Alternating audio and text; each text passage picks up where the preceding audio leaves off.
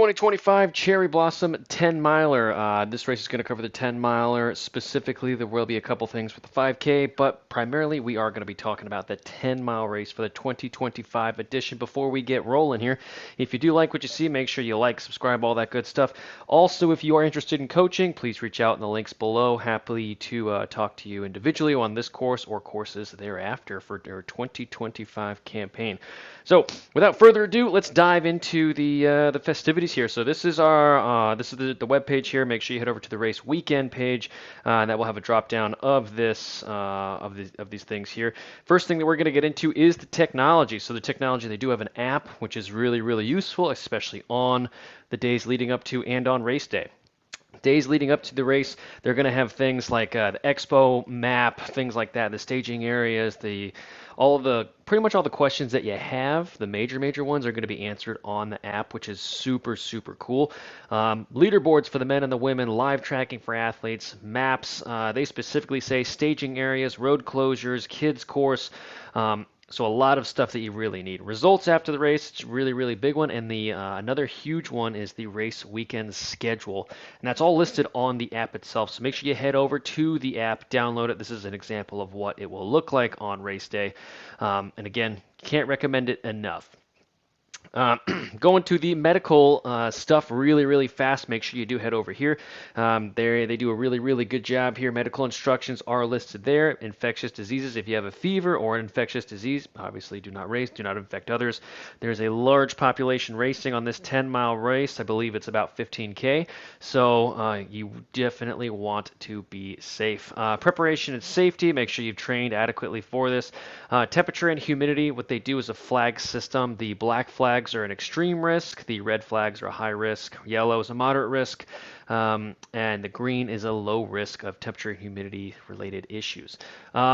Interesting to note, the white flag is a risk of hypothermia, so that happens when it is less than 50 degrees Fahrenheit.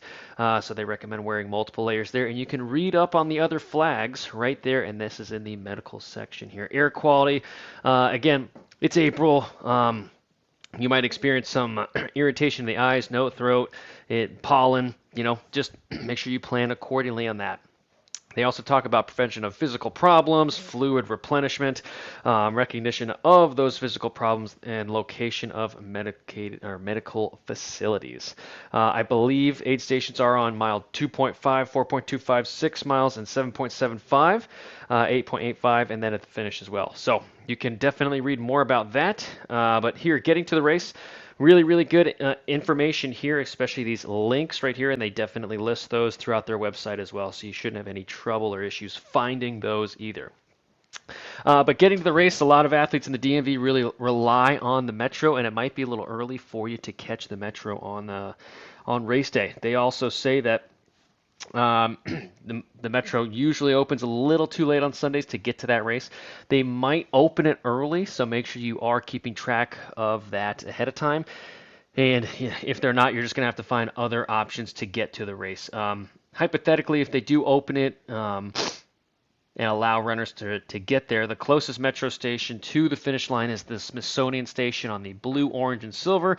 And you can also consider using the Federal Triangle nearby, which is on the blue, orange, and silver lines, or L'Enfant Plaza, which is on the green, yellow lines, and just a short walk away. There are other options to get there, such as Uber and things like that. You can definitely do that ahead of time, but I would plan to arrive earlier than you want. You can also click these things to reserve your spot with Spot Hero. According to their website, you can park your bike with the bike valet, and they list the other ways to get there. I mean, you can get really creative in getting there. There's a lot of access down there. So make sure you just plan on getting there a little bit earlier than you want. Bag check. Bag check is really huge at these races and all races in the DMV area for obvious reasons, security purposes. So the 10-mile race, the bag checks are going to be located at the staging area on the monument grounds, and they are in the infield between the 15th and 17th streets. There's also a click here for the map. This is what will pop up when you go there. This is our Washington Monument right here. This is our start and finish line here. The bag checks are going to be located over here. With a couple of things there. Information tent is also going to be located right here. And I'll just highlight that for you guys so you can see it a little bit easier. Info tent is right there. The bag checks right here. This is our staging area with the start and finish line located right here. We have our yellow, red, orange, green, and purple corrals that we'll talk about momentarily here. We're also going to have course marshals located right there, and these are all very critical things if you do have a question or something that you need to address before race time happens. So backing up to our bag check here, they're going to give you a clear bag. They operate on our clear bag system. They do have, I believe, a sticker on the back of your bib. You're going to peel that off, put it on your bag. Everything that you want to put in bag check has to fit in the bag. So you can't have a backpack and just have it hanging out, or an umbrella and have it hanging out. Everything has to go fit inside the bag. So make sure that everything can fit inside that bag. So when you do check in at the expo, day before, make sure you take a look at that bag and say, am I going to be able to fit all of my stuff in there? And if not, plan accordingly on what you should or should not take. You can read up more about it over here, but the main thing is that it opens at 6:15 in the morning. And yeah, that's right here. So the 10-mile bag check located on the infield between 15th and 17th Street. Important to note that the 5K bag check is located at the East Street side of Freedom Plaza between 13th and 14th Street, which is closer on the 13th Street side.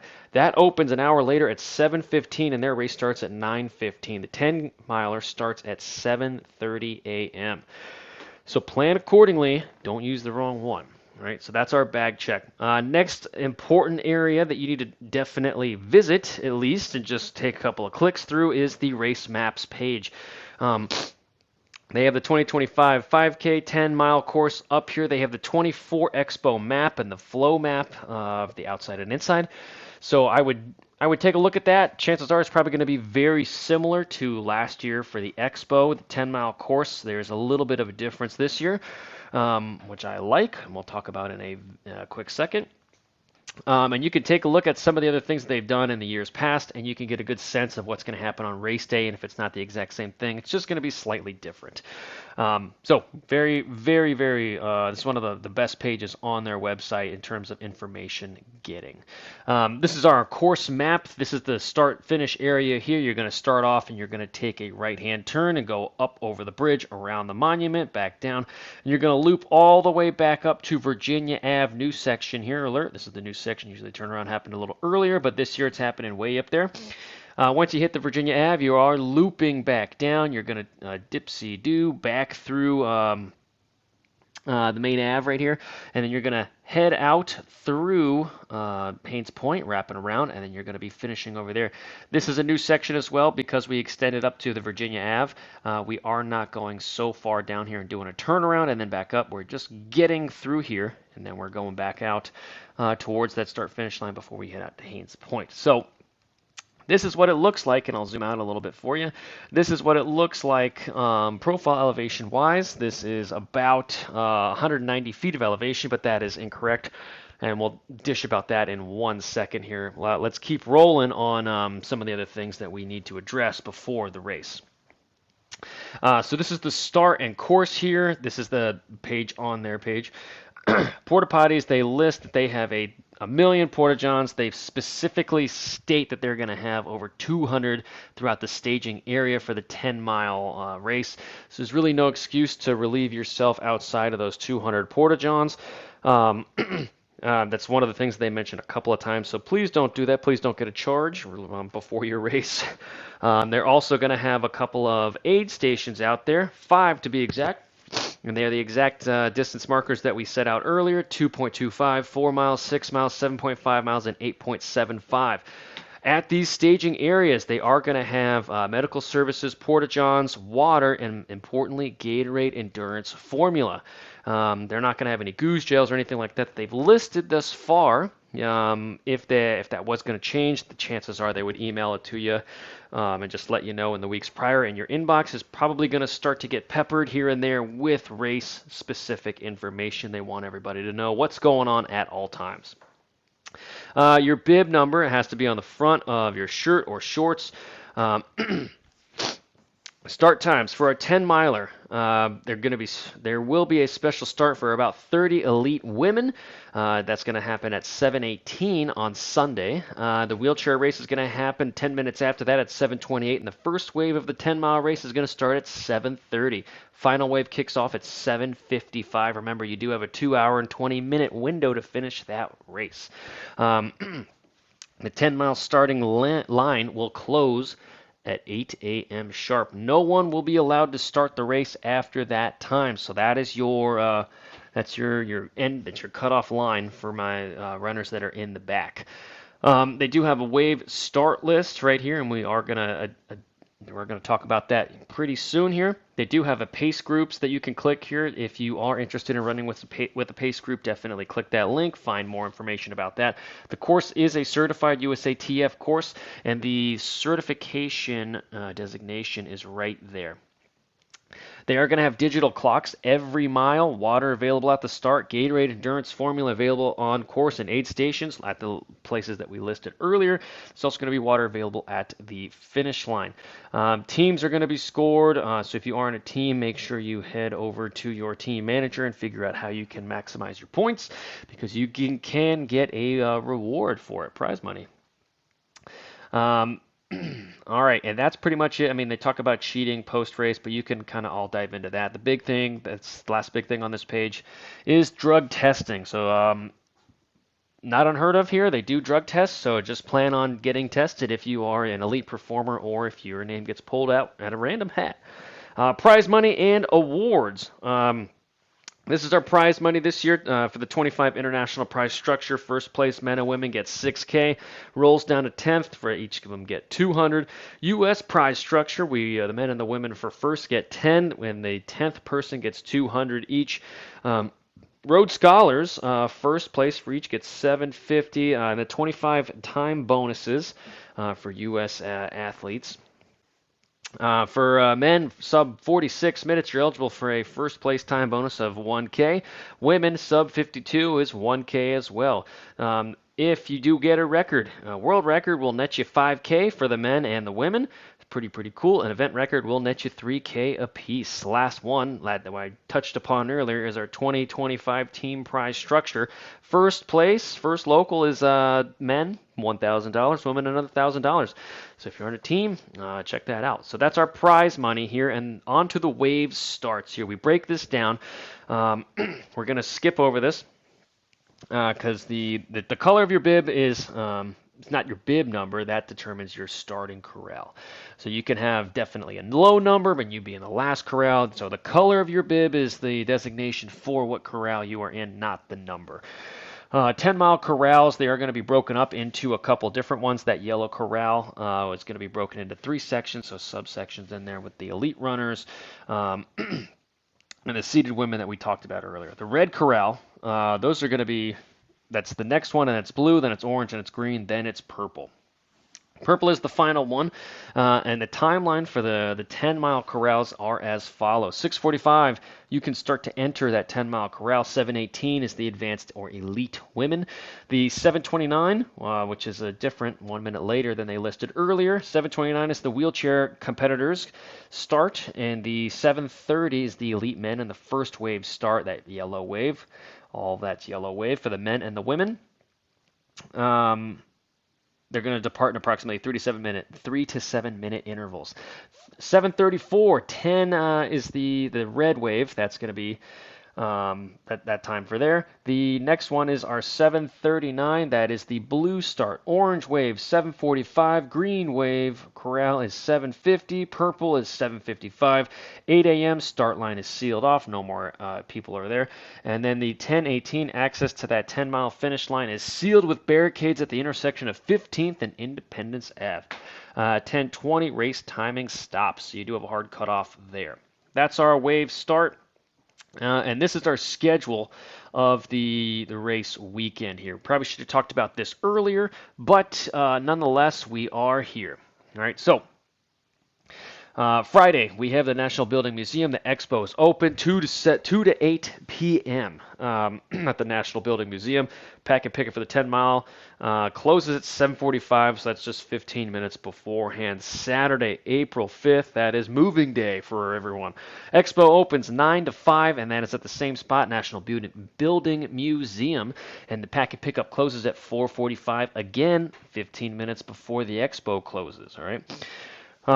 Freedom Plaza 5K, the whole bunch of things happen over here. We got the bike valet, Metro opens, race day packet pickup for the 5K, race day packet pickup. It just keeps going for that 5K start, which is at 9 a.m. First male finisher, yada yada yada. Sunday, our day.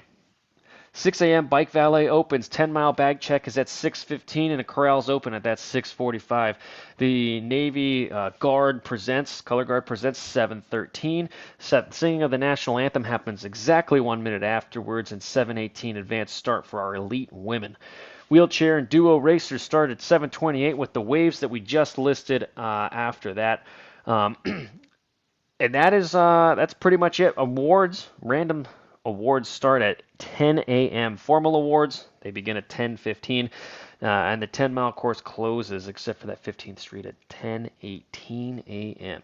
Bag check, also an important one. Bag check does close at 11 a.m., and all participant bags must be picked up at this time. At noon, the two-wheel valet bike check closes. All right, and that is your kind of event lineup, the weekend schedule, most important critical parts. All right, so this is our race here, and I alluded to before, but the profile here isn't necessarily accurate. These sections here are crossing over the bridge. These are more flat sections.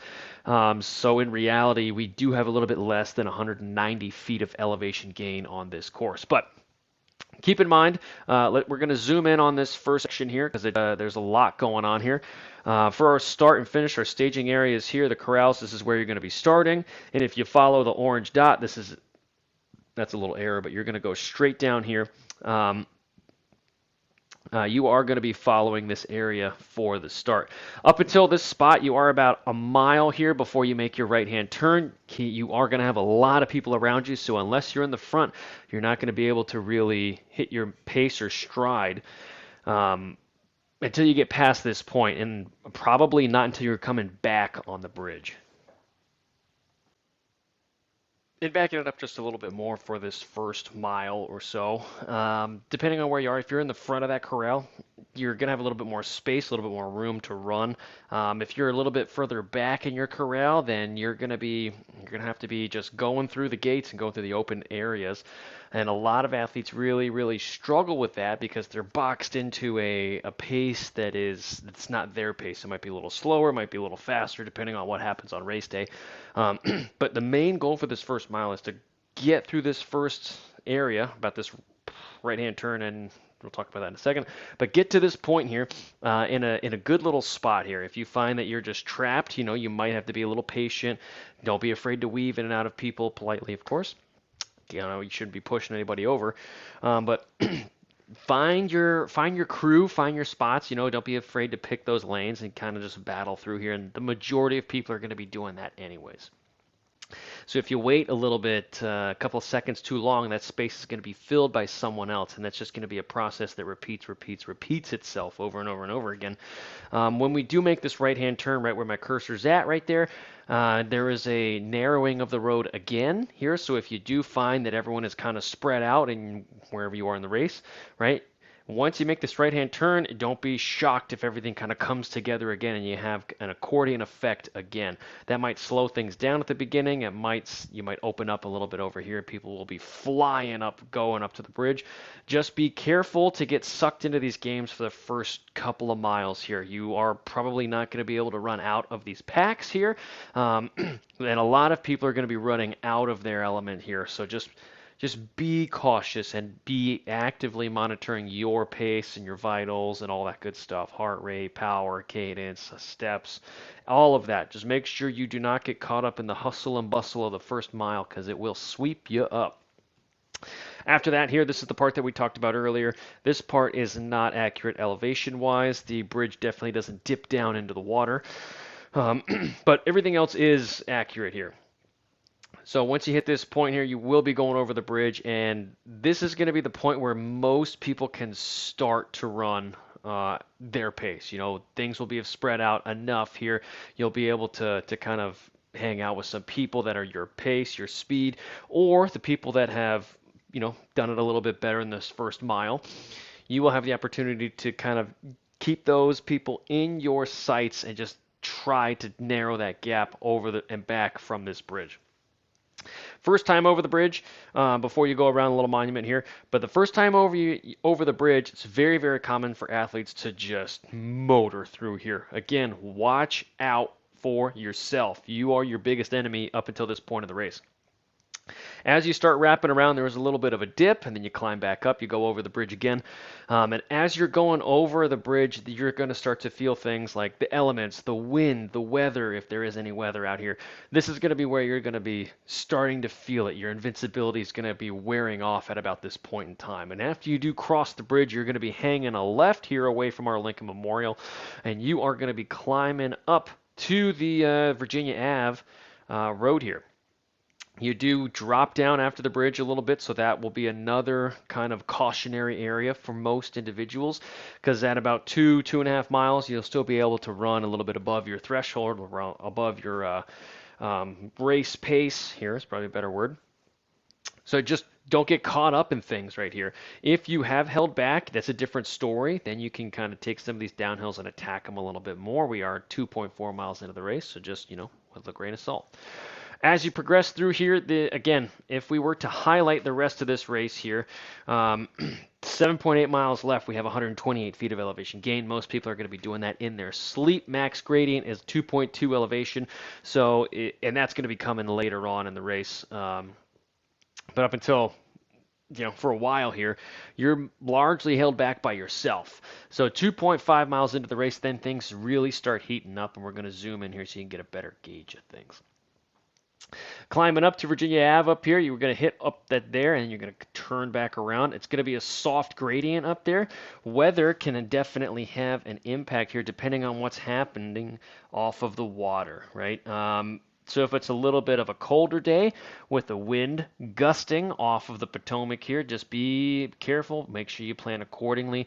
If you are running up on our, if you're running up towards the Virginia Ave location up there, and you are experiencing a headwind or something similar to this, right? Then you'll know you're going to have to be overcoming some of that wind resistance, and you're going to have a tailwind pushing you down. Opposite is true, right? The other way. If the wind is assisting you up to this location up here, up to that first turnaround point, that should have another alarm bells ringing for a long time here in the race. That is because this turnaround is going to happen at about, let's call it 3.2, 3.3 miles. And so if you are wind assisted up until this point, again, you have the potential of running out of your element and you're paying for it later. If you are wind assisted here, you should be running a little bit faster, but things like your heart rate, your RPE, that kind of stuff should be a little bit easier than what you are expecting. Right, turning around for a wind not assisted, a headwind during this section here, which is not uncommon. This is going to have to be, RPE is going to have to be a little bit higher here. Your pace is going to be a little bit lower. If you're a power user, your power number is going to be a little bit higher here. So don't be alarmed about that. Have an overarching race pace goal for power, right? But don't veer from it excessively unless there are extenuating circumstances. Coming back down here, you're going to pass underneath the bridge. You're going to zigzag underneath there. There are going to be some rolling hills here. This is the new section, another second new section here. When we do come off of this section, instead of the out and back that we experienced in years past, we are just going to be rolling around this little circle here, and you are going to be your own vehicle, right? Something you've always wanted to do. Run this section here. Take a left, take a right. This section is going to be, it's going to sting a little bit just because of the turns over here. Super shoe users, be careful here. Also make sure you are, they didn't list this, but I would also be monitoring the banned shoes that have been getting banned all over the place here. If you are running in one of those and you are expecting to get awards, you might want to think about changing or emailing the race director. But super shoe users, be very mindful of this area here. Lots of twists, lots of turns. You don't want to bust a tire out here. Get a flat tire on race day at let's call it mile 4 here. But that's the newer section here. This section of road, if we can get back to it, right through here. This is going to mimic our starting little outpost that we just did for that first mile. So we do have a good chunk of change here from mile, let's call it 4.2, 4.3, all the way up to mile 5.4. It's not flat per se, right? There is going to be a little bit of a hill right here that will sting a little bit. The crowds are going to be a little bit larger during this section here. You are going to get a little bit of a bump from the crowds. This is another area where athletes usually go a little harder than they should, right? You should be going hard pretty much for the remainder of the race, less than 5 miles to go at this point. In my opinion, my thoughts here, the race really happens after you get to past this point here. From 5.5, you loop around and you enter Haynes Point. Haynes Point starts at mile 6.5. You run all the way down the back end, loop around, and you are exiting Haynes Point at about 9.4 miles. So you have a large chunk of stuff here. And if I could highlight properly, you could see that. So let's highlight the major focus of the race, which is right here. This is let's call it a 4-mile stretch. It comes towards the later portions of the race with 0.4-ish, 0.5 miles left to go in the race. And during this section, there's not going to be a lot of external stimulus here. This is going to be a mentally tough area if you've put yourself into the locker at about 6.0 miles into the race. So be mentally tough during this section, and this is where you set yourself up for success here. This is where a lot of athletes fall apart, especially towards this back section right through here. A lot of athletes really fall apart. If you do have some wind that's coming this way, right, as you turn around the bottom of our Haynes Point loop here, you're just going to be met with just a wall of air. And that is very depressing, especially at 8 miles into the race with 2 miles left, and a lot of people come off the gas. There's countless stories of people running other people down on this back straightaway or putting themselves in a position to run someone else down once they loop around this section here. So a lot of success and a lot of failure happens in these moments right here. Be mentally tough, and you're going to come out a lot more successful here. One of the more challenging parts, outright elevation-wise, is the finish line. You do have to climb up to the finish line. You have a whopping 34 feet of elevation gain. The problem is it does come at the very end. What is your saving grace is there's going to be a large number of individuals here. You are going to be coming off the Haynes Point area. And yeah, there's going to be a wall of noise here if the weather's great. If the weather's bad, this can be a defeating area here. There might not be a ton of spectators out here, so you'll take that left-hand turn up here and head towards the finish line, and there might not be a whole lot of people there or a lot less people than you thought. But again, stay mentally strong till the finish line. There is, again, countless stories of people catching other people at this 9.93 mile area and all the way up to that 10-mile stretch right here, and we're still not done yet.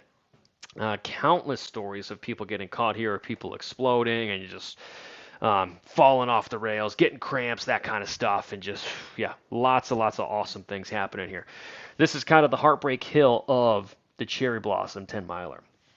And that is a super quick rundown, super quick overview of the Cherry Blossom 10-miler. Take note of the couple new areas, such as the no out and back here. The out and back has extended up here. Watch out for the bridge. First mile or so, you're going to be running through individuals. Be patient, pick your lines, and then once you do have them, go after them, be aggressive. And run your pace. Don't get caught up in other people's nonsense. And that's your 2025 quick race overview, synopsis, whatever you want to call it. Again, if you are interested in any coaching for this upcoming race, or any races in your 2025 campaign, please reach out. If you liked the video, please like, subscribe, share, all that YouTube stuff. And in the meantime, good luck to our 2025 Cherry Blossom 10-miler and all your races beyond this year. Good luck.